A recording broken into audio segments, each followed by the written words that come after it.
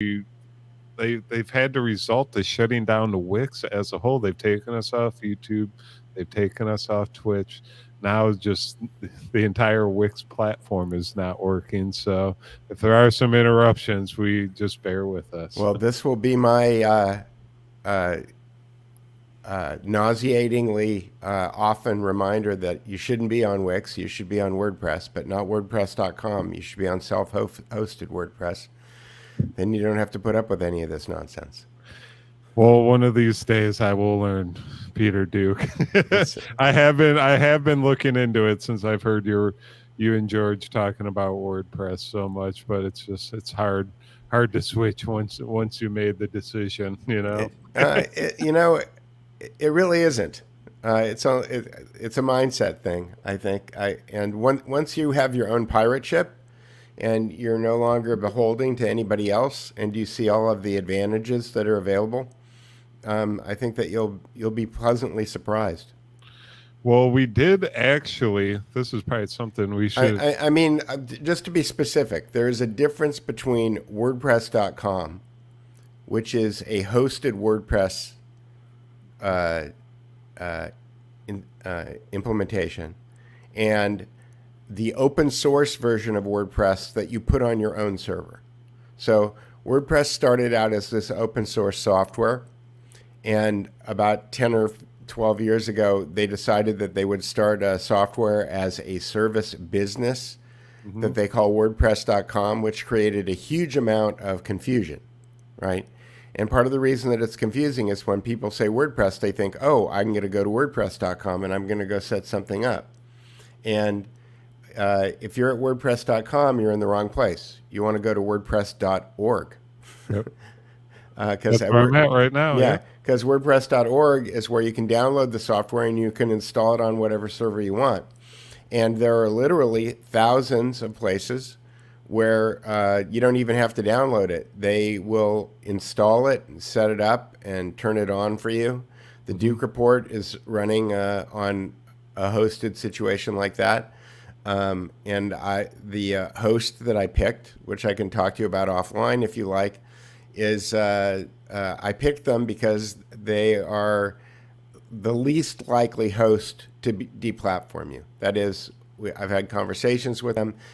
I've read the end user license agreements at practically every hosting company on the internet, and the problem is that on their terms and conditions, the TOC, they usually leave themselves enough wiggle room that you can get booted for certain things. But there are certain platforms that if you're not spamming millions of people with bad emails or hosting porn sites, they don't really care what content you put up. So that would be my advice. If you're having problems with Wix, maybe it's just somebody trying to tell you that it's time to move to WordPress. Well, we actually did buy our own servers, and we were trying to set it up all here in the back room, but we're a bunch of who's gonna do the work? We're a bunch of techno klutzes, so it's hard to do. It takes a lot of time. Well, that's how we used to do it in the '90s. We don't do it like that anymore. We had our and then bandwidth. If you become successful, your bandwidth starts to become an issue because you can't really serve that much bandwidth. If you're in a hosted facility like I am, I've got an inexpensive account that the Duke Report runs on. And because of the way that the Duke Report is architected, I have a couple of layers of caching on top of that, which allow me to handle a lot more traffic than I normally should with the account that I've got. Okay. But if I do get to a point where I'm too successful, then I can just pick up the phone and talk to them and have them increase the capacity. I don't have to go wiggle a wire or do anything like that. Awesome. Well, we'll definitely have to catch up with, not catch up with you, but get some instruction from you on how to properly set everything up here. And yeah, I've been trying to tell people how to do. I mean, I set up a website for George. He ignored it. I gave him the username and password. He was sitting on that sofa. I set it all up for him, and then he left, and then he never touched it again. I did the same thing for Addy. He sat on that sofa. I set it up for him. Never touched it again. At least that both of them are on Substack now. But you can't, put your live streaming on Substack, right? Well, we'll touch it and play around with it. It's just a matter of getting it to work properly.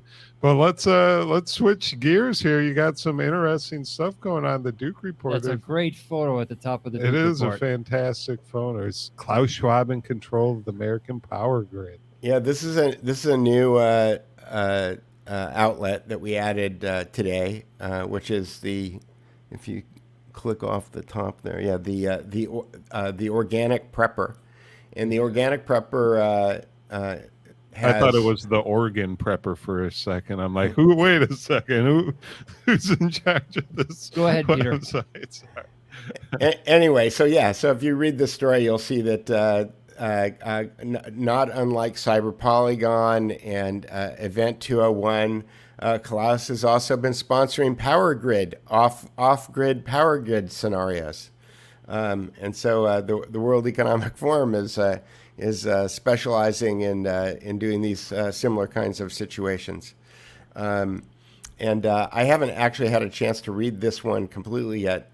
My editor, producer, fiance found it and put it up there. Well, I wonder if this has any relation to the power grid shutdown that we experienced about a year and a half ago. In Texas, I think that they do talk about Texas in that article. And tabletop play, distributed play. It's funny, you kind of caught me off guard because I had that story posted to go up automatically, and I hadn't read it yet. And I thought we were going to talk about Curtis Yarvin's butterfly revolution, which was the story before that was on the top of the Duke Report right before the show started. Well, yeah, you are right. It does say Texas. It has its own separate power grid, and it had more participants than any state of the union. And yeah, they had some shutdowns there. So that is interesting. If Klaus Schwab was during the middle of a pandemic was kind of testing out the power grid as well. It's like, what else can you do to kind of put a hurt on our country? Yep.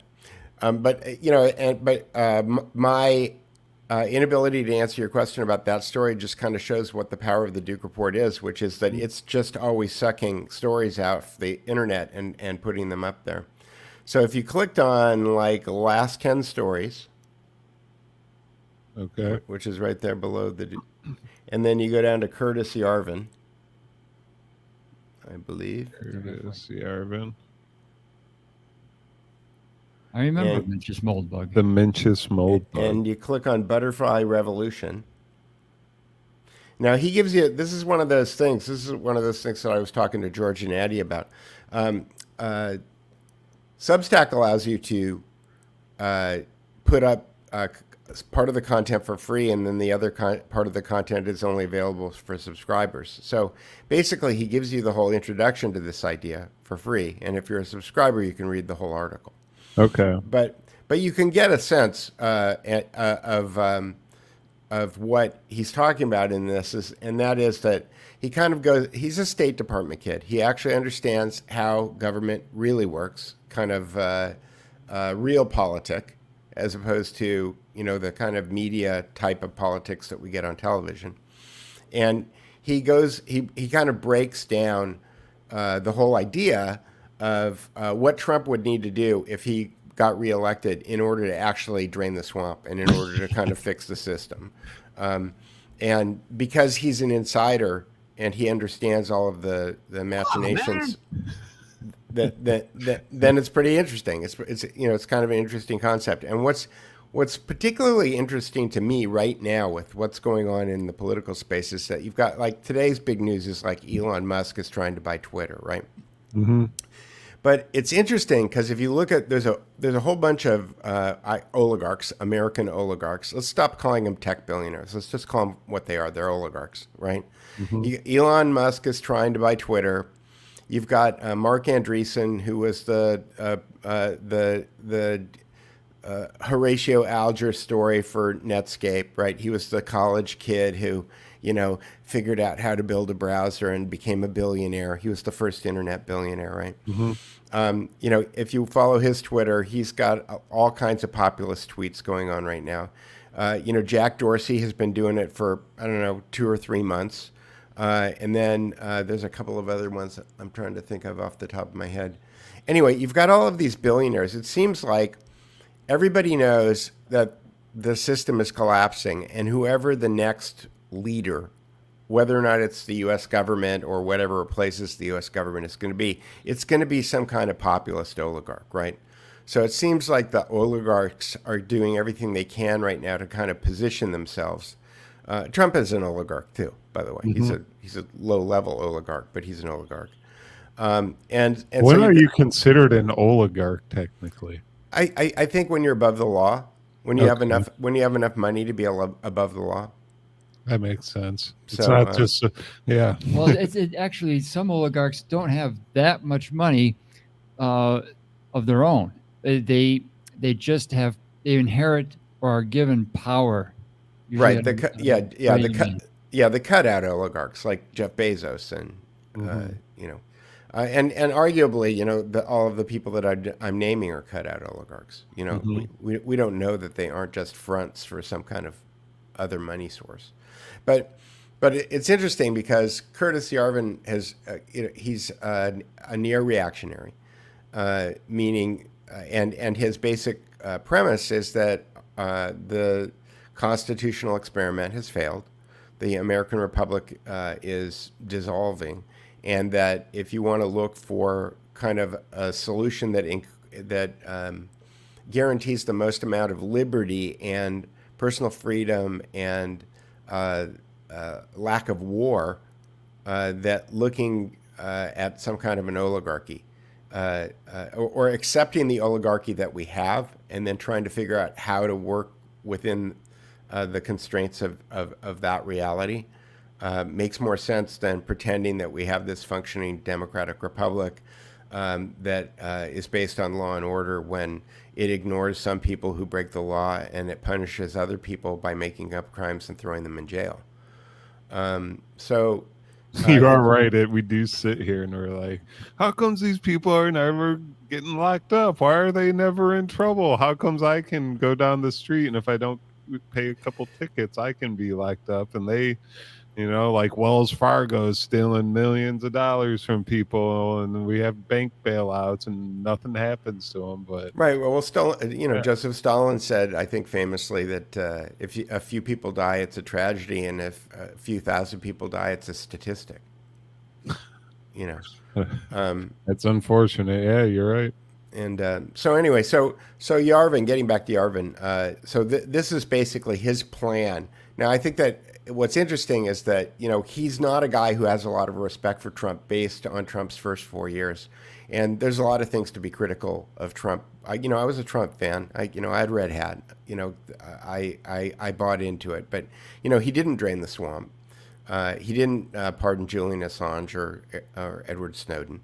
There were a lot of things that he didn't do. That he said he didn't throw Hillary Clinton in jail. Whatever happened to Hillary Clinton's 33,000 emails? We know from Mark Kulacz that Peter Strzok picked him up on October 5th, 2015. So and the New York Police Department picked up Anthony Weiner's laptop and had copies of all of them. So do you think that's partially due to the left having him playing defense the entire time he was in offense, just like battling off these impeachment? I don't believe in the left. I don't believe. I think it's to use George's words, I think it's a school play. I think that there are people that represent themselves as leftists who created a lot of derision. But there's an argument that Donald Trump, they knew that in order to kind of collapse the government, that they would need people to be rallying around someone, a popular person. And I think that what you're really seeing, instead of calling them the left, I think that if you called them the globalist, there seems to be two kinds of teams right now. And I believe that this is kind of like two players playing Risk. You've got the Rockefellerites and you've got the Rothschildites, right? Mm-hmm. And they're playing a game, and the game is collapse the 200 countries in the world into three, right? And the way that you do that, the first thing that you need to do is that you need to collapse you have to collapse the 200 into three, and then you collapse the three into one. That way you get one global government, right? Is it the DC, England, and the Vatican? Those are the three they're collapsing into. No, it's probably the George Orwell states. You've got Eurasia, which is like the China-Russia bloc. Mm-hmm. You've got the Atlanticists, which is North America and Western Europe. Mm-hmm. And then you've got Asia, I think, which is India and Southeast Asia, Okay. and like that. But in order to do that, you kind of you have to create these Hegelian dialectics, right? And you have to go back and forth. So to that end, governments have to change. Klaus Schwab famously calls what he thinks that we're in the middle of the fourth industrial revolution. The word revolution means that whatever the status quo is gone, right? So it's very interesting.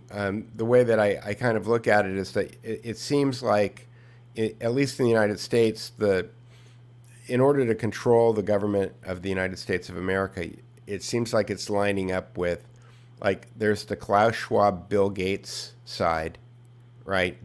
Call them the Seattle technology, right? Mm-hmm. So Microsoft and the Washington state-based technology center aligned with, kind of the Swiss cartel, as it were. Okay. And it seems like what's happening right now is that there is a rush of populism out of the Silicon Valley billionaires. So you've got Elon wanting to buy Twitter. You've got Mark Andreessen. They're all of their tweets sound exactly like they would have been tweeted by Donald Trump 5 years ago. They're Donald Trump style tweets. Okay. And I wouldn't be surprised if they're not writing their own tweets, if there's a staff putting these things together, and that they're figuring out what the populist sentiment is. Or they are smart guys. I mean, maybe they are doing it themselves, but they also seem to be busy. They are oligarchs. They have to keep their oligarchies running. So Hey, it can't just be tweeting if you're an oligarch. yeah. So what's Mark Andreessen's last couple of tweets here? So technology saves the world, and he shows a needle injecting a miniature globe. Yeah, that's it. That's his pin tweet from 2021. But Okay, and then we have the world's richest man, someone who used to be compared to Marvel's Iron Man, is increasingly behaving like a movie supervillain, commanding seemingly unlimited resources with which to finance his mischief making. okay, but what's Andreessen's comment on that? Scroll up a little bit. Oh, he said Dr. Free Speech Op US. So say again. Calling him Dr. Free Speech OPUS. Free speech of us. Free speech of us. Yeah, Dr. Free Speech of us.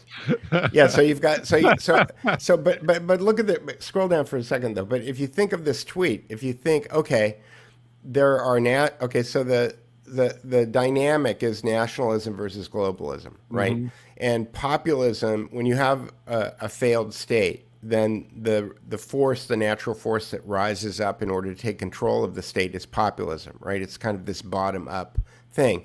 And if you can grab control, and this is all detailed in the book, The True Believer, which is a featured book it's one of the 101 books on the Duke Report. Okay. If you understand that populism, that there's a formula for taking control of governments by using populism, and you read the book, The True Believer, it will tell you what the formula is, then you look at tweets like this from Mark Andreessen and Mm-hmm. from Elon Musk and Jack Dorsey to a certain extent and some other people too, and you start to realize, oh, this is playbook. This is kind of like this is True Believer playbook stuff. So this is what they're doing, and then you kind of have to balance it with you've got Klaus Schwab and Bill Gates that have one plan for taking, and it gets confusing because I say Rockefellerite and Rothschildite, but I know that, for example, the Rockefellers started the Council on Foreign Relations, the Trilateral Commission, Mm-hmm. right? By the way, Viktor Orban is a member of the Trilateral Commissions and is a young global leader, and everybody was talking about what a right-wing leader he was last week. Extreme right-wing guy, and that's why when you said left at the beginning of the conversation, like I don't even know if these left-right labels make any sense anymore, except as propaganda in order to kind of control whole groups of people. If you kind of back up a little, if you pull the curtains back, as George would say, and you kind of look at what the motivations of them are, then I think that, are you at Wikispooks? Viktor Orban is not the person I thought he was 4 years ago, especially after that, Okay, Chuck so Norris. you're looking at him on Wikipedia. Go look at him on Wikispooks. On Wikispooks. Yeah, especially after Chuck Norris went there, and Chuck Norris got in his car, picked him up in a Hyundai or something, and Chuck Norris was crying. This image of, and it's all about the image. It's all about the cognitive map. This image of Chuck Norris, the Chuck Norris, crying, was to prop up this image of Viktor Orban as some kind of superhero. Mm-hmm. And at that point, I said, okay, enough. It's like George says, it's a school play. Oh yeah, it says Soros Foundation, and he's one of the guys who pretty much took the health advisor's advice to take supreme control of his constituents. Right. So my default right now is to go to Wikispooks before I go to WikiLeaks, because Wikispooks is very good at showing you what the spooky relations are that people have. So so it says right there, Trilateral Commission, World Economic Forum Global Leaders for Tomorrow, 1993. And the reason that I knew this is because on Wikispooks, if you click on Global Leaders for Tomorrow, right there, you'll find that they have a list it's under his picture. It says WEF/. If you just click on that. Sorry. Oh, there it is. My eyesight is getting bad, Peter. I need glasses, apparently. There we go.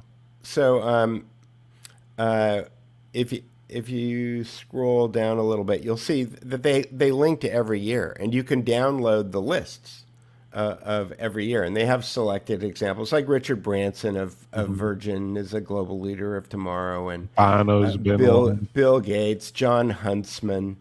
Let's keep going. Yo-Yo Ma, Angela Merkel, all kinds of people. And these are all the young politicians that infiltrate governments, young business leaders that start getting into the corporation. Ooh, there's a Kennedy in there, Joseph P. Kennedy. But yeah, even Ivanka Trump's in here. Donald Trump has made a couple speeches at the World Economic Forum. Yeah. So it's having gone there doesn't necessarily mean that you're in line with them. I mean, I certainly, if Vladimir Putin is doing something that is in line with the planning of the World Economic Forum right now, he certainly deserves an Oscar. Because I'm not sure how that lines up, but yeah, that's one. I'm in agreement with you on that one. Yeah. It's worth noting that all the names in red on the right-hand column, they used to have a Wikipedia page, and now they don't.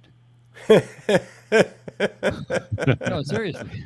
I believe you. That would that mean? Especially Layla Alatam. Yeah, I was following her for a long time. There you go. But do they have a web? Neighborhood News cannot take all the credit for that, but maybe a little bit. But do they have a web.archive.org page? Probably. Ooh, good question. See, that's the nice thing. If you click on those links and you get a dead link, then you just put it into web.archive.org and then you go pull it up. Mm-hmm. Archive, that's a way to save everything, ladies and gentlemen. They should have called it Global Fearless Leader. Fearless Leader.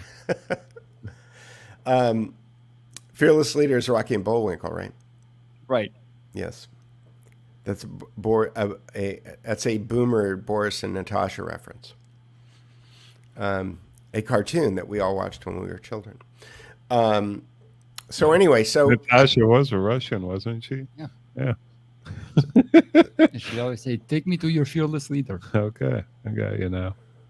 So I'm a little younger, guys. I'm catching up here. No, I'll tell you, Rocky and Bullwinkle is definitely worth it's deep Cold War propaganda, and it was really the first cartoon that was designed for adults and children to watch at the same time. Right. Okay. And that's where, in fact, the Internet Archive is called the Wayback Machine. And the Wayback Machine is actually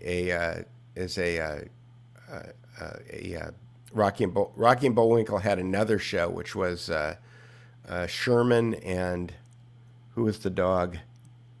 I know what you're talking about, but I can't put the name on it. Anyway, but they had a way to go back in history, and it was called the Wayback Machine. So the Wayback Machine. Are you serious? That's pretty funny. Yes. Yeah, so the Wayback Machine is actually from Rocky and Bullwinkle, the name of the Internet Peabody. Archive. Mr. Peabody. That's right. I think I have the episode of what you're talking about. I think it's every episode. Mr. Peabody with customized cars. All right. Now I have to go back and look at some of those episodes and see if there's any predictive programming. I'm sure it's all predictive programming.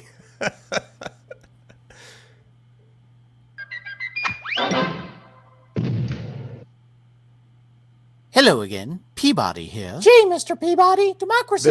This is not a real cartoon. Biggest load of dog shit I've ever heard. This is that definitely was not a real cartoon. It says a history of Iraq. That one is probably pretty funny, but it's not the actual Mr. Peabody. Well, you guys get the point.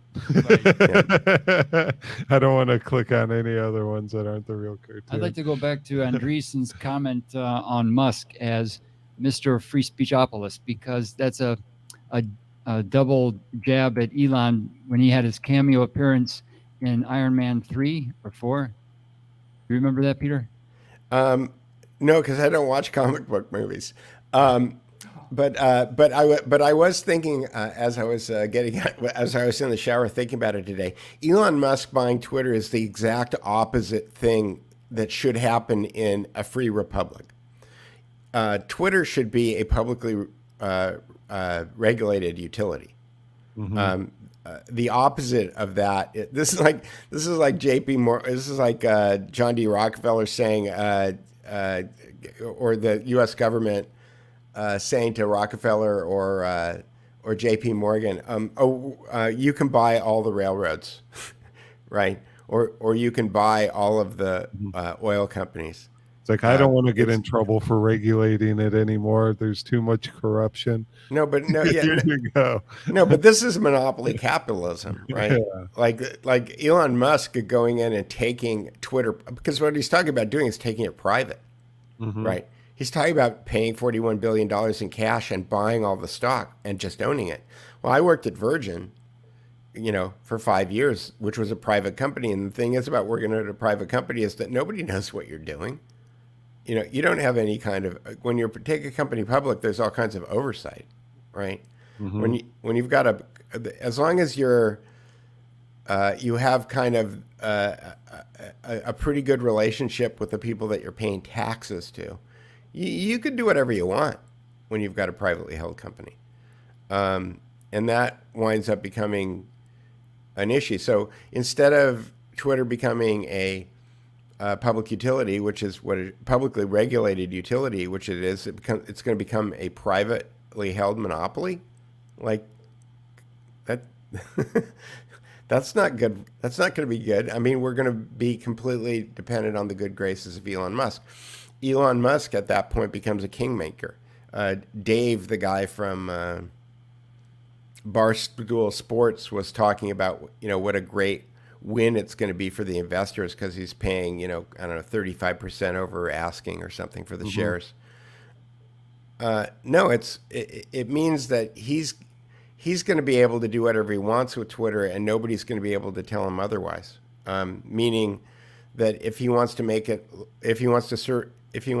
certain candidates trend and certain I mean, you guys know, because we're all looking at Twitter and we're all looking at our engagement. We're looking at how many people tweet things and trying to figure out why on one tweet we get this many retweets and on another we get nothing.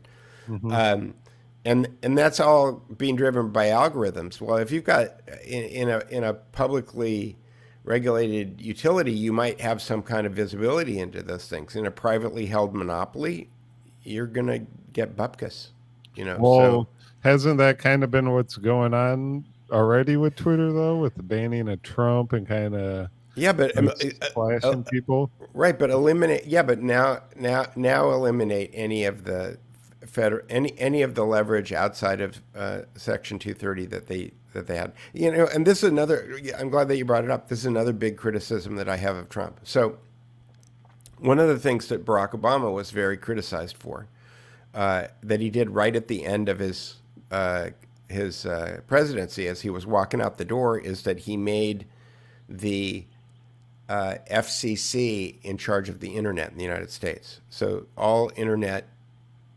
utility stuff went under the Federal Communications Commission. And for 4 years, Ajit Pai, as Donald Trump's chairman of the Federal Communication Commission, did absolutely nothing.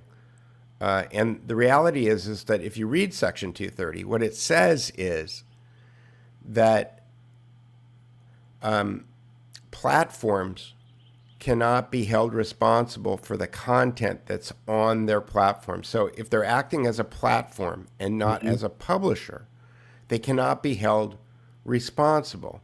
Well, what they did is that they started acting as publishers. Well, if they act by censoring, that is, part of publishing is editing. Editing is preventing certain if you look at the definition of the word, it's preventing certain things from happening. They were editing out the users, right?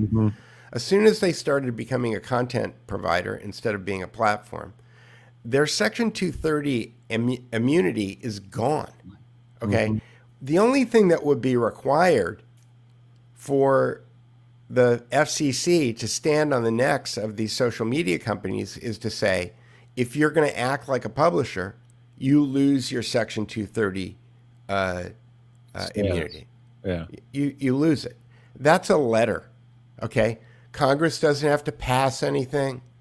That's the head of the Federal Communications Commission sending a letter out to the social media companies and telling them, look, if you do this, we are going to consider your amnesty or your whatever they call it, immunity from liability to be moot and gone. Okay, one letter going out to all these things and it would have all been done. But that never happened, right? People were talking about changing the law. People were talking about filing lawsuits. There was all of this kind of like nonsense. It's already there, okay? I was working on the internet when the, whatever the bill is called, the Digital Millennium Copyright Act, DMCA, was passed by Bill Clinton, and Section 230 is part of the DMCA. So I was paying attention to. I was running Virgin internet properties back then. I was paying attention to it. So, it just seems like there's so much noise about all of this stuff. And the reality is that nobody wants to mess with the social media companies because they all fund the campaigns of all of these people. They have a tremendous amount of power, and they don't want to do anything about it. But Trump had the ability to keep himself from being banned by Twitter. This is how stupid it is. He Just did. have the FCC send them right. that letter. Yeah. Trump could have sent him a letter and said, you violated your Section 230. You no longer have protection. Mm-hmm. Okay. That was you know one what? of the strangest episodes in the Trump during the Trump administration. He probably knew in the back of his head he was going to be starting a True Social soon, and he didn't want to be held to that same standard, I guess. Okay. So That's my only guess. so is he stupid or so is, don't make too much noise Yeah. because don't change out the head of the FCC because we can use this to Yeah. our advantage. right? Well, the head of the FCC, I thought the head of the FCC was a pretty good guy, Ajit Pai, and I think he probably would have done what he was told. But either nobody told him to do it, or again, I don't understand the machinations there of what's going on. But it seemed like Trump had all of the tools that he needed in order to make sure that the internet was free, and that he wasn't going to get banned, and neither was Richard Spencer or any other wrong-thinking person. Right? Mm-hmm. So do you ever know what happened to MySpace back in the day? Like, what was the difference? Everyone seems to kind of like grandiose thinking about MySpace, and if that would have just stuck around, we'd all be okay right now. What's the main difference between that and like Facebook and Twitter? Okay, the difference between MySpace and Facebook is that MySpace allowed anybody to basically create a news feed, but they didn't have the cross-sharing functionality built into it. So Andy could have a page, and I could go and look at Andy's page, and I could go look at George's page. But if Andy posted something, I didn't know it unless I went back to Andy's page and looked at it. Oh, okay. After MySpace got created, then Dave Weiner invented RSS, Real Simple Syndication, and the blogosphere started to explode. And I was, MySpace got bought by News Corp, and I had been at News Corp. I built all the first generation websites for News Corp, and I was trying to get in touch with my News Corp people through my Microsoft contacts, because MySpace was also running on top of a Microsoft stack, which is a big problem when you're trying to do. Is MySpace still a thing? Apparently, it got bought by Justin Timberlake. Yeah. All right. And it got turned into a music site. Yeah. Is that your page on MySpace, Andy? Not yet. So I gotta take some singing classes before. So what MySpace didn't have is that it didn't have cross posting, and so Facebook basically stole the idea from RSS. Actually, I think that the cross-posting idea was always in the works, because again, I think all of these things leak out of DARPA. Yeah.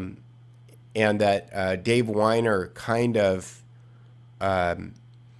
did something that was not planned, which is that he created Real Simple Syndication, and he created the protocol for blogs to be able to share content across what he called a river of news. And they didn't like that river of news being open. They didn't want a river of. They like to control water. They like to control rivers. They didn't want the river of news to be open, and it's interesting because the guys when RSS happened, there was some Silicon Valley guys headed by Dick Costolo, who wound up becoming the CEO of Twitter, and the enemy of free speech. And Dick Costolo had started a company called FeedBurner. And FeedBurner, there's still a FeedBurner page, but basically FeedBurner allowed anybody. So let's say you wanted to put up Network News, our Network News Studio, and you wanted to have a newsletter. Well, what FeedBurner would allow you to do is you could take the RSS feed from your Network News Studio site, and you could hook it up to FeedBurner, and then anytime somebody wanted to get Network News Studio in the mail, they could put in their email address, and then every time you posted a new post on Network News Studio, you would get an email saying, Andy just posted a new thing on Network News Studio. Okay. And it was free, not like free like beer. It was free. And so they invented notifications. so FeedBurner got bought by Google and then put a bullet in it. No. Because Google had their own Google Plus network that they were working on, right? And Facebook was doing their thing. And the future was basically building these silos of users where you had this apparent freedom where you were reading all of this information from all over the place as long as it was in Facebook, right? If it was outside of Facebook, then you didn't see it. And so the blogosphere kind of spent 10 years out in the wilderness, wandering in the wilderness, because Dick Costolo went, FeedBurner got bought by Google, and then Dick Costolo went to Twitter because I don't know if you guys remember, when Twitter started, they had all kinds of technical problems because the scale of Twitter is so huge that it requires kind of a different way of thinking about architecting information. And the reason that, it started out as really like SMS text messages that would automatically build a web page. I don't know if you remember that, but there weren't smartphones when Twitter started. There were text messaging phones. Didn't it start in 2008?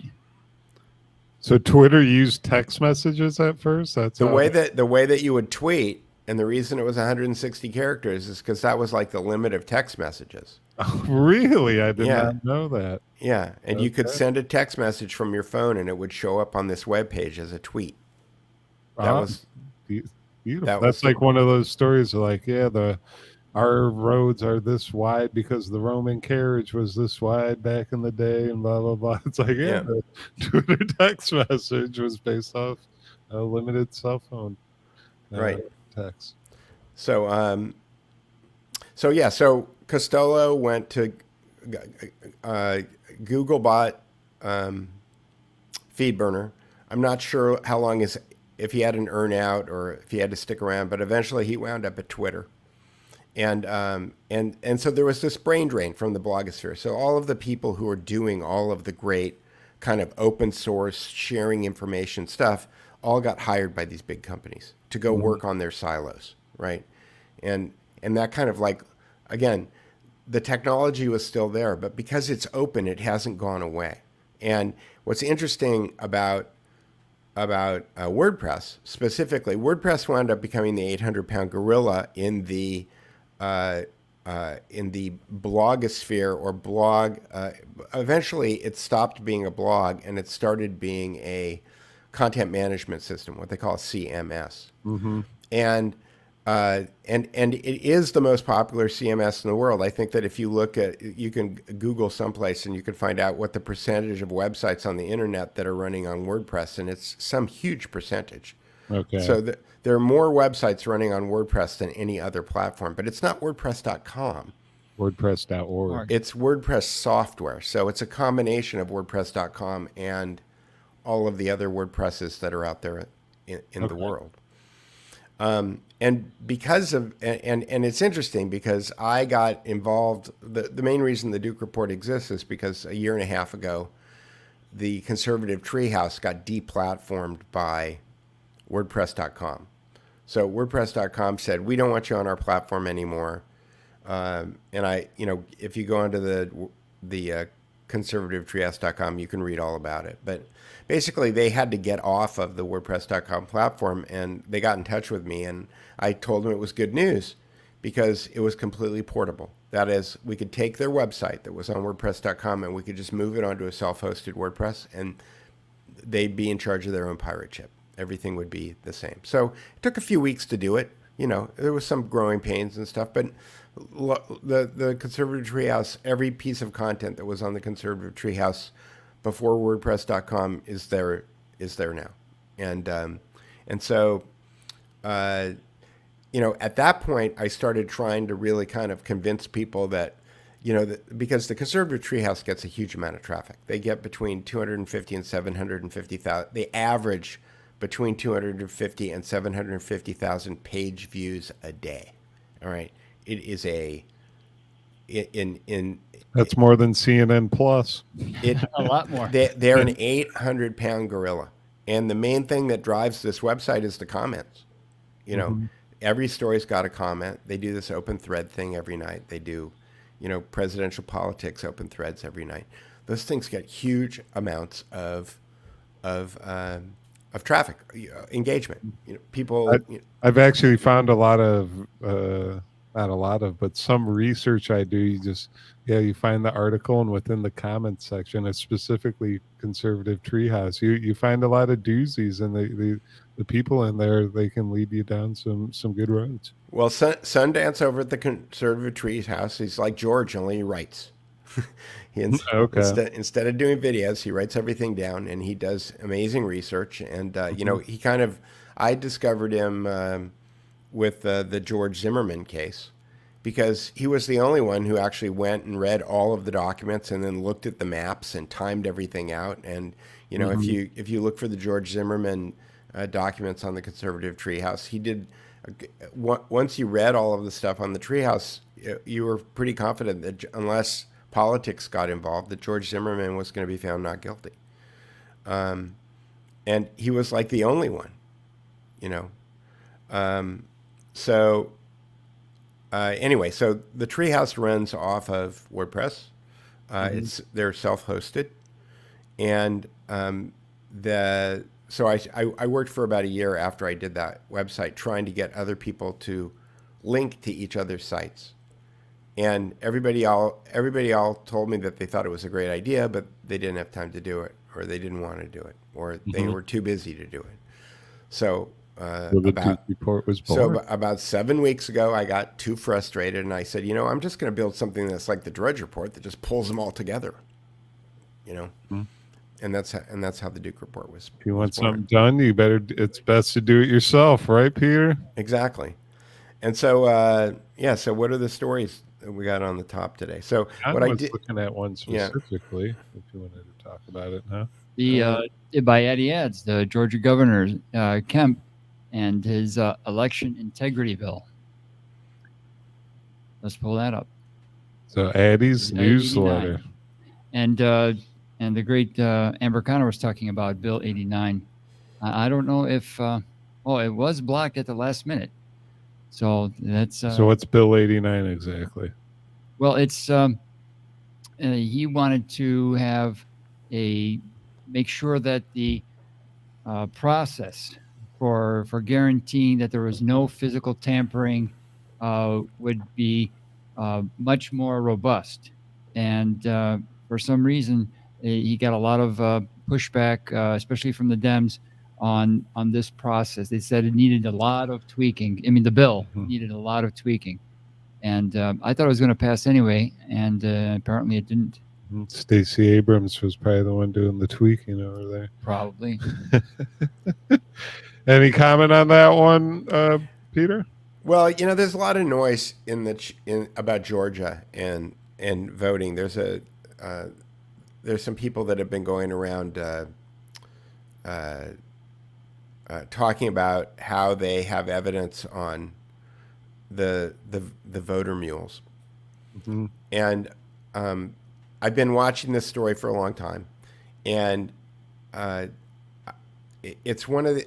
I guess it reminds me of Bannon and a lot of other and QAnon. There's this strategy of drip, drip, drip, which is, and Andrew Breitbart was really kind of the guy who started it, which was he would drip out a little bit of information, but he would drip it out over 4 days, right? And then James O'Keefe picked up on that, and he drips out information over like 4 days in order to keep a story high in the news cycle, right? Then there's other people who drips, like the QAnon thing, which dripped out for 3 years or 4 years. It's still dripping. It's still dripping. It's part of this is all part of the plan, right. And there's so and at the end of the day, they're all in Gitmo. You can right. Monkey Works. Did you ever follow that guy? Yeah. Yeah. It's Yeah. like he's showing all of the traffic going in and out of Gitmo. Oh, they're rounding all the people up and they're rendering them and they're taking them down to Gitmo. The guy still has a channel. The guy still has a channel. It's like, I don't know how these people transition, you know. It's still going, watching flight patterns every day with hundreds of thousands of views somehow. It's unbelievable. It's just unbelievable. So the idea is that on the what do I think about the Georgia? I have my friends who are the ones who are having the hardest time with coming to terms with what's really going on are all attorneys, and the attorneys. If you think about it, like you grew up, you took civics in high school, and then you became a lawyer, and you learned about the law and the law and order system and justice and all this. Then you go through your whole career believing that the system that you're working in is fair and just, and then you wake up one day and you start seeing all of these things in the news. And I have one friend, a really good friend who's an attorney, calls me up every day, and I would end every conversation the same way, which is, where's the indictment? Right? Yeah. Where's the indictment? Like, so there's always a story, right? There's videos of ballot mules, and there's ping data, and there's all this other stuff. And like, at the end of the day, show me the evidence that results in an indictment. Otherwise, and this is where, I can get in trouble, but I'm just going to say it anyway. It's a grift, right? Because all of these people are asking for money so that you can keep their nonprofit alive. They can keep your so they can keep your hopium habit going. Oh yeah. Okay. Yeah. Send us more money. Okay, and we'll give you more hopium. Right. That's kind of the business model. And the problem is that those people, and the reason why I think that we should call those people out really is because network news studio is having struggles, right? The Duke Report struggles. Addy Ads struggles. Tommy Corrigan struggles. We're all struggling, right? Because we're trying to figure out how to balance getting the news out to people at the same time that we want to keep the lights on, right? And you could pretty much tell who the grifters are because they're the ones who have nice cars. Yeah. We have this discussion in the office, like, should we start pushing hopium? And it's like, nope, can't do it. It's like, but we need rent this month. And it's like, you still can't lower your standards to the hopium pushing. Right. Well, it's interesting because, but right before like I said, the story on the top of the Duke Report changed right before we got on, which has caught me off guard. I won't do that again, by the way. But it always takes me getting like slapped in the face with a wet fish once to figure out that I did something incorrectly. But the story that was up there before, the Curtis Yarvin story, is about how Trump could basically become the God Emperor, right? And fix all the problems. Okay. But it is, and coming from Curtis Yarvin, yeah, there you go, Butterfly Revolution. The actually, if you go back, you can just stay with the graphic that I put up because it's that giant float from Carnival in Italy that happened. But it says, and this is a poll quote that I pulled out. And again, this is pure manipulation on my part because I'm trying to get people to click on it, right? And this is an experiment. Because you saw Curtis's page, it's not very compelling. It's all words. Yeah, right? I was going to say not one picture. Did you? Right, there's not one picture. Right, but I pulled this quote. Trump in 2017 took off. When Trump took office in 2017.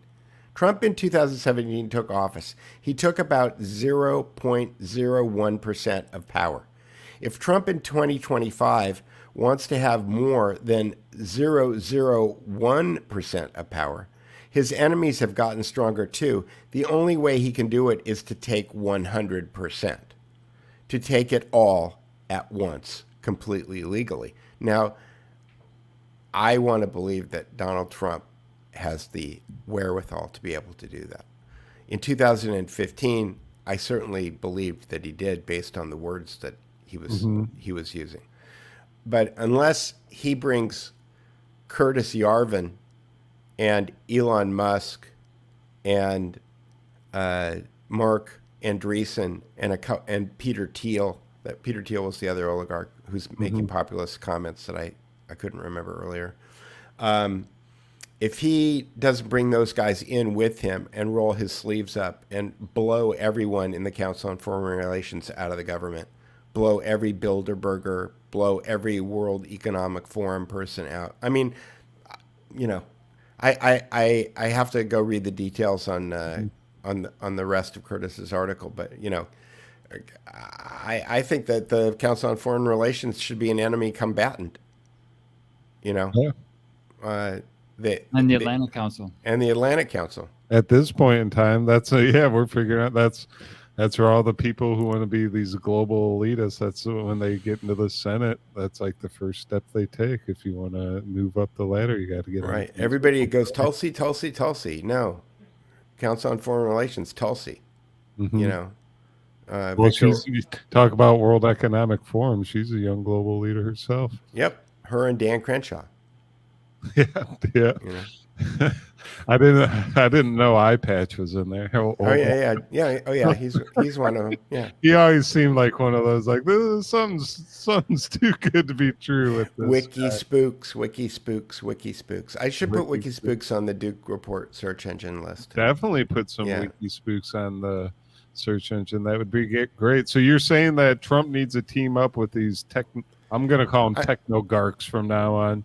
Yeah. So that's what he needs to team up with to. I think you should go grab technogark.com. I think that's a great word, Andy. I've never heard anybody say it before. So technogark.com. Well, Trump had a good working relationship with Peter Thiel since the early days of PayPal. I can't figure out why he hasn't. He's kept him, at least in the media, he's kept him at arm's length since then. Thiel's an interesting guy because if you look, he was the keynote speaker at the Bitcoin conference last week, and he called, who's the, Conway? Peter Thiel called, who's the guy from Omaha? Bill Gates' friend. Warren Buffett. Warren Buffett. He called Warren Buffett the sociopath from Omaha. Okay. Now, the thing that's interesting, and again, this circles back to Network News Studio and George and the things that you guys have been talking about, is that George tweeted out yesterday that Warren Buffett owns the chemical plant in Maripol well, okay. Yeah. And my question was Peter Thiel talking about what Warren Buffett's attitude towards Bitcoin was, or was Peter Thiel talking about Warren Buffett's being involved in, secret weapons programs in Ukraine? Yeah, that's I believe it was more the secret. I don't know. I don't know. That's a good question. Right. Well, he's big into agriculture, and they just they caught the Ukrainian troops with the agricultural sprayers, getting ready to dump some chemicals and God knows what. So they were going to pull a Carthage or something. Yeah, we hope not. Luckily, it didn't. Hopefully, it doesn't end up happening in the future. But yeah, I don't know what Peter Thiel's thinking. As long as Warren Buffett's on the bad list. Ever since he wrote the Straussian Moment, I think it was in 2015, the young up and coming global leaders just almost worship him, and it's Thiel. Thiel, right? Yeah, and it worries me a great deal. Well, again, I've dealt a lot. My last two companies were financed. The angel rounds were financed by Peter Thiel. So full disclosure. So I know people who work very closely with him who I have a lot of respect for, who I don't think are bad people, who are trying to do the right thing. So, but that said, he's a Bilderberger, and he's a World Economic Forum guy. But if you look at the kind of populist things that he said at the Bitcoin conference last week, again, there seems to be this trend. Mark Andreessen, Elon Musk, Peter Thiel, again, Jack Dorsey to a certain extent, who are making these populist Donald Trump-like statements using Twitter. And we're heading into 2024, and I still wonder whether or not Joe Biden is the last president of the United States as we know it. Kind of we're at the end of the fall of the Roman Republic era. Where the dictators start to show up. And are those going to be the oligarchs? Because that's what Curtis Yarvin has kind of staked his whole career starting in 2009. If you don't want to pay $100 a year, which I do for Curtis Yarvin's Substack, if you go to a website called Don't tell us how to subvert his money. No. Well, look, here's the thing. There's over 1 million. Curtis has written over 1 million words. If you go to thedarkenlightenment.com, you'll get some synthesis of Curtis's work that's done by another philosopher named Nick Land. That's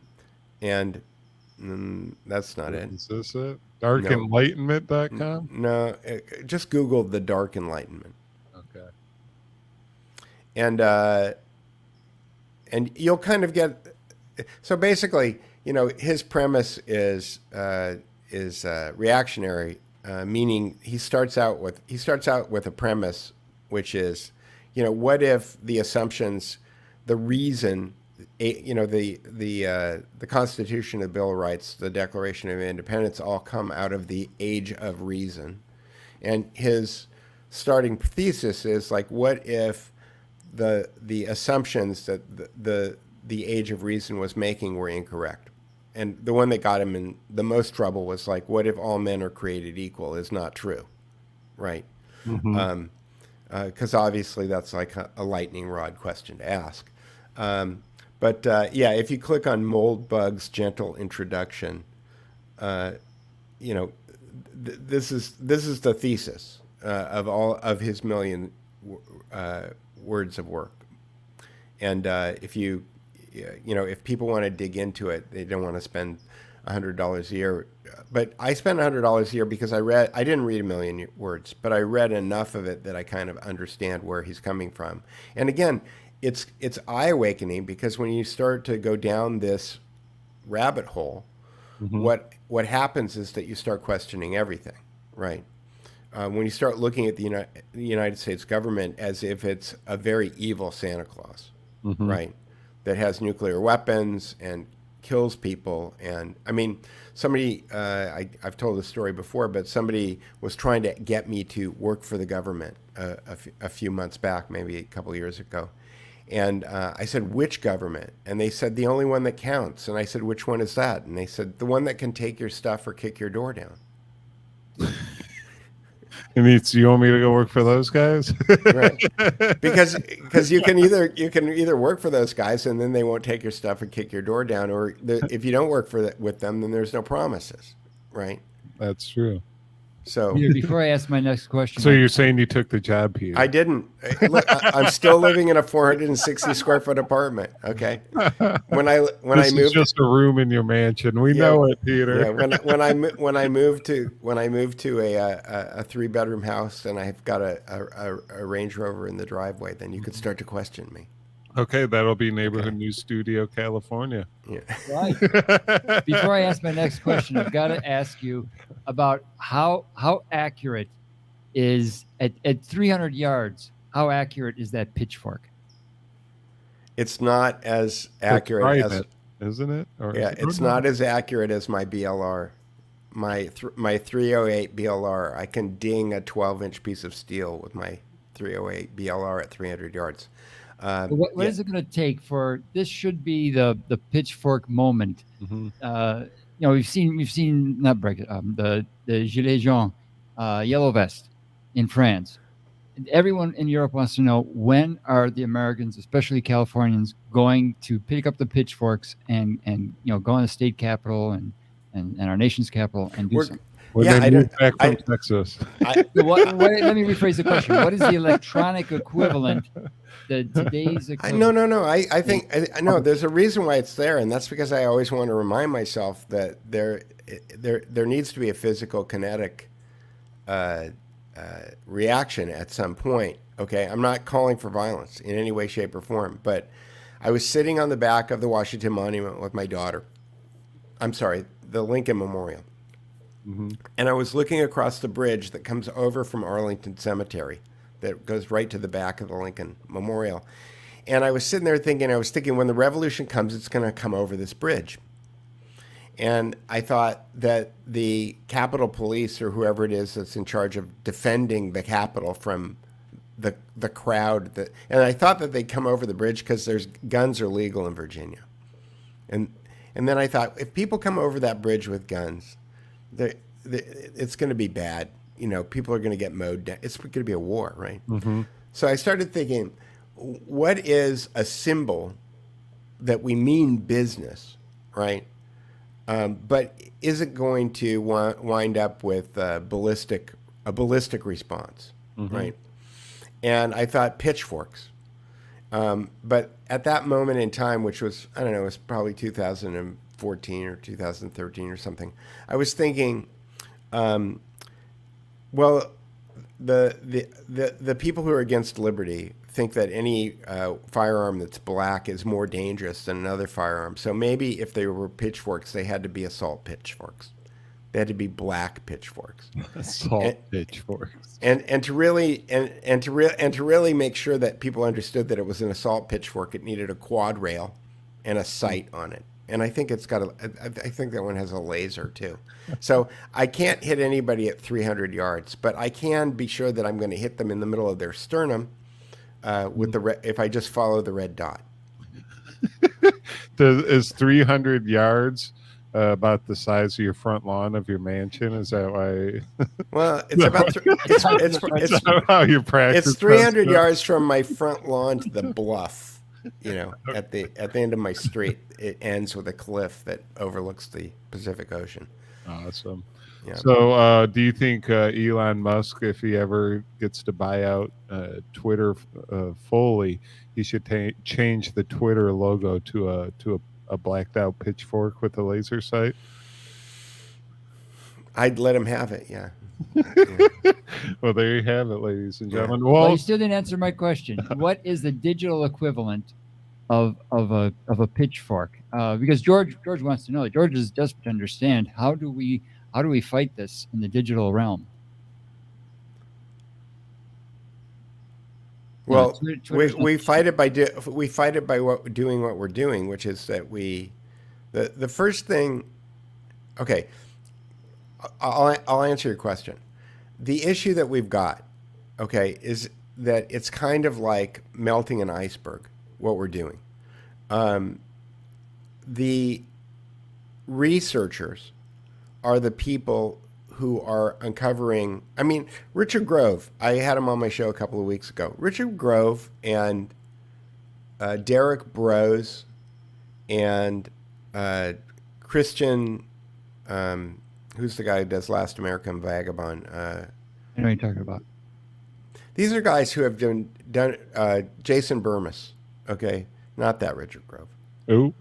Yep, that was not Richard Grove is grandtheftworld.com. Right. Okay. These guys have been doing the work that George is doing now. They were doing it in 2009. Mm-hmm. Okay. And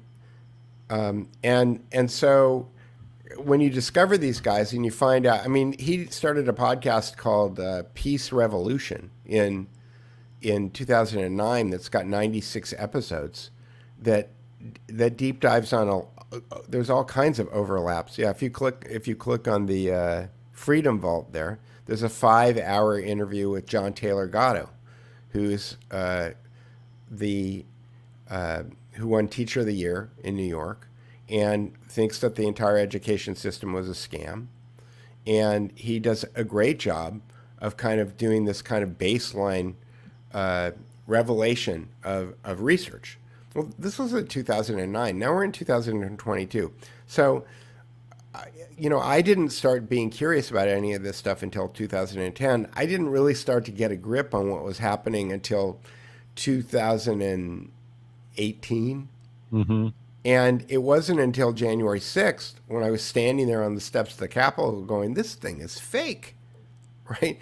This whole thing is made up. This is a TV show. And guess what? They use wars as TV shows too. Iraq is a TV show. Vietnam is a TV show. And these TV shows are being used in order to steer the world in a direction. And unless people wake up to the fact that they're watching a TV show, okay, and that the TV show is fake and gay, then you're not going to be able to shake them out. They're still going to go get the shot, even if it gives them a heart attack and they die, right? Now we're going to get banned, right? The TV show told me. The TV show told me to do that, right? And so to answer your question, what's the digital equivalent? What we're doing is we're waking people up. The reason that you guys have been on for 7 hours and 7 hours and 9 minutes, okay? Mm-hmm. I'm glad we're having this conversation. I'm glad that I'm looking at the chat room, whoever is listening right now is listening. Thank you for listening. We got 75 live on Wix. But what needs to first happen is people need to understand that they're being lied to. Okay, that's step one. Okay, and it can be a little lie or a big lie. It doesn't really matter. Once somebody understands that they're being lied to, then they'll be a lot more skeptical about whatever the next piece of information that they're going to get is. Once they understand that they're being lied to, then the next kind of scaffolding is to understand that the government is not constitutional. That is, the Constitution is a list of what Barack Obama called negative rights, meaning it's a list of things the government's not allowed to do. Well, every law they pass is another thing where the government is telling you something that you can't do, and if you do it, you're going to go to jail or pay a big price for it. Okay, it's anti-liberty. So our government, which has the nice flag and the land of the home and the land of the free, home of the brave kind of Hollywood tagline under the flag, is bullshit. Has a bunch of. Could you imagine how many stripes we'd have if each stripe represented a law? Well, it was funny because I saw Rand Paul one day who wanted to.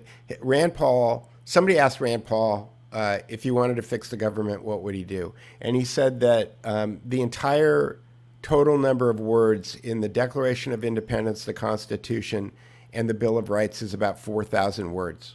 He would pass a constitutional amendment that said that you could not pass a law in the United States of America that was more than 4,000 words and that was not readable by an average normal high school senior.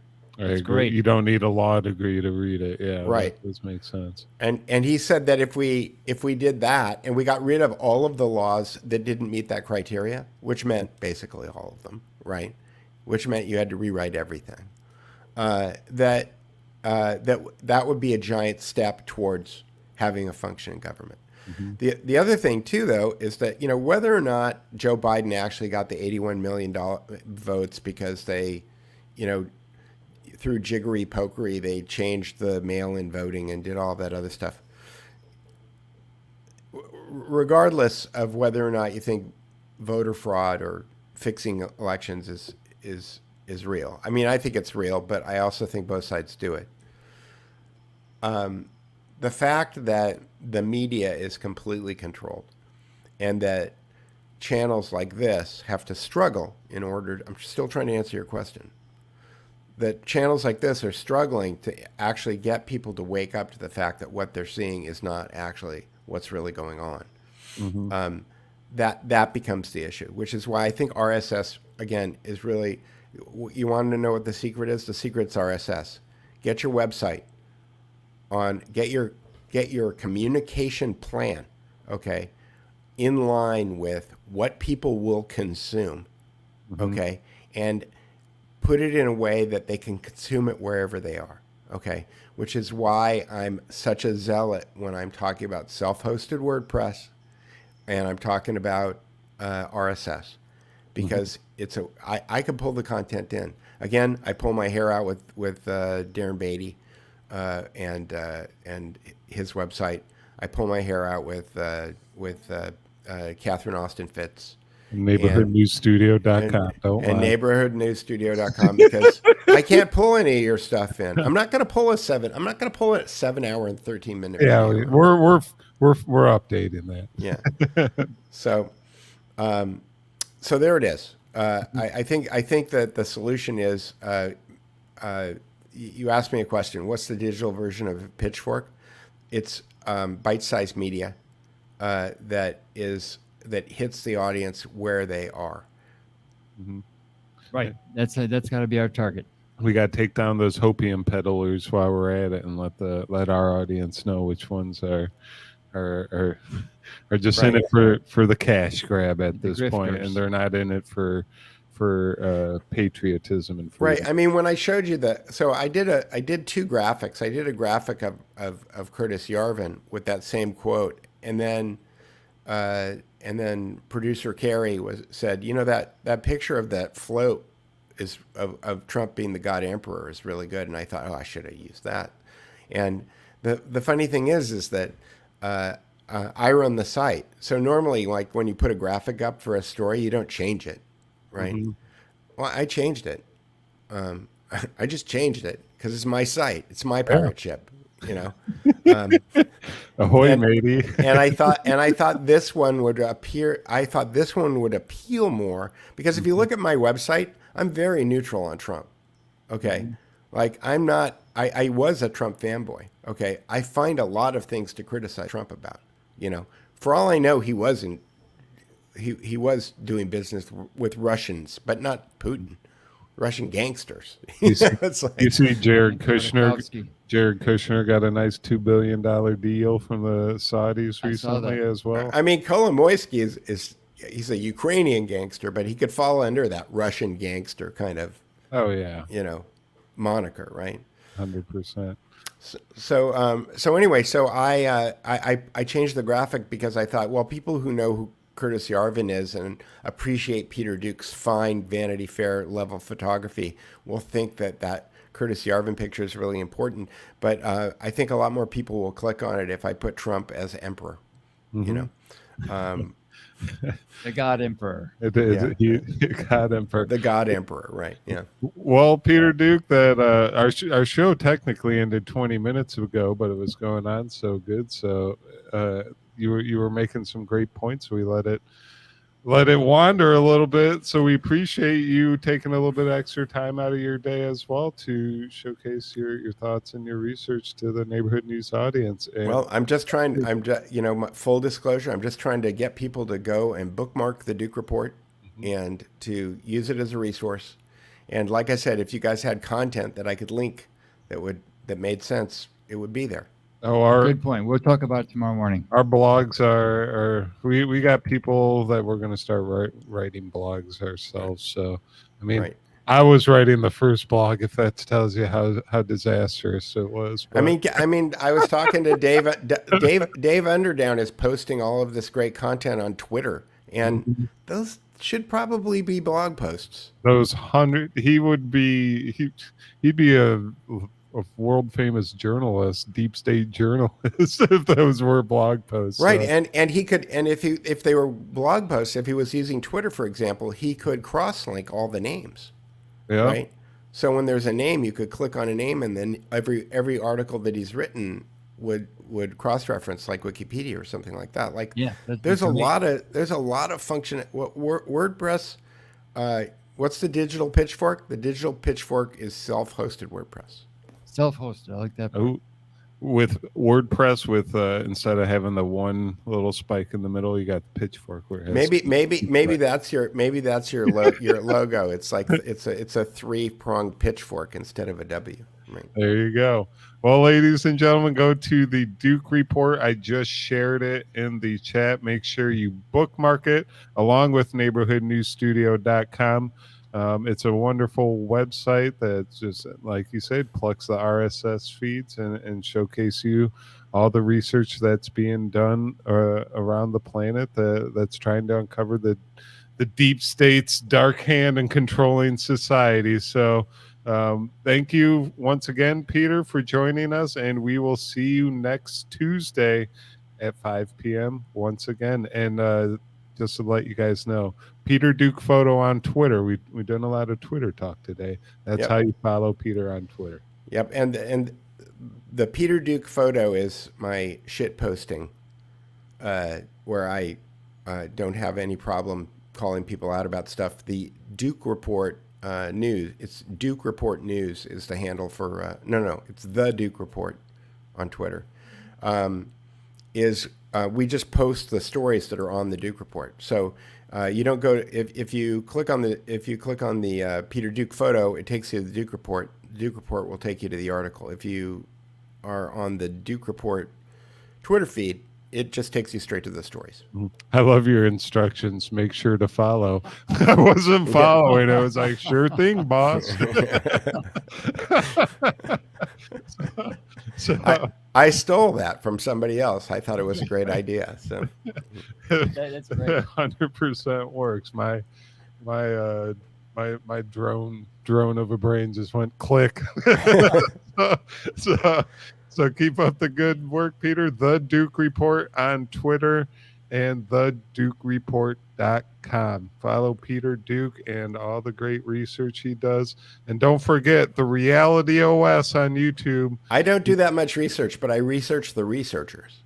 I mean, that's kind of what we do here. We research. We're not testing SARS out in vials over here either. We're reading articles. Andy doesn't know. I know nothing. Nothing. Nothing. He knows nothing. I love that guy. All right, Yeah. I'll try to pick the right one and not blast anyone's ears out with this. So here we go.